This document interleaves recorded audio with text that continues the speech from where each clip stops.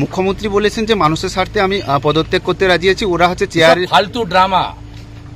মুখ্যমন্ত্রী পদত্যাগ করবে, ওই জন্য কালীঘাট থেকে নন্দীগ্রামে লড়তে এসেছিল, আবার হেরে গিয়ে তারপরে শোভনদেব চ্যাটার্জিকে জ্যান্ত লোককে পদত্যাগ করিয়ে মুখ্যমন্ত্রী হয়েছে পিছনের দরজা দিয়ে।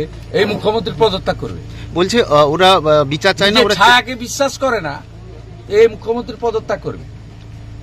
নিজে যখন মিটিং করে লাইভ স্ট্রিম করে ইমেজ বিল্ড আপের জন্য, আর ডাক্তার জুনিয়র ডাক্তারদের সঙ্গে লাইভ স্ট্রিম করে মিটিং করতে আপত্তিটা কোথায় ওনার?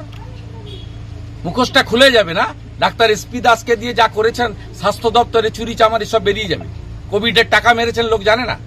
পিএম কেয়ারের 2200 কোটি টাকা। আপনার এক্স সিএস রাজীব সিনহা, মহুয়া ব্যানার্জিরা কি চুরি করেছে, আমার কাছে সব কাগজ আছে। কিভাবে লুট করেছে। আপনার যিনি ভাইপো আছে তার শালিকার নাম মানেকা গম্ভীর, তার স্বামীর নাম অঙ্কুশ অরোরা। ওদের ফ্যামিলির 5টা কোম্পানি মেডিকেলে সাপ্লাই করে। পবন অরোরার কোম্পানি, অঙ্কুশ অরোরা, প্রেমা অরোরা। আমার কাছে কাগজ আছে, সমস্ত মেডিকেলে সাপ্লাই দেয়। মুখোশটা খুলে যাবে। ওই জন্য উনি সাধারণ কিছু করতে গেলে খিঁচমেরি ফটো, চা বাগানে চা তুলছেন, কখনো ঘাটালে শুকনো জায়গায় দাঁড়িয়ে জলে নেমে যাচ্ছেন, খিঁচমেরি ফটো, আর এখানে লাইভ স্ট্রিমিং করতে আপত্তি।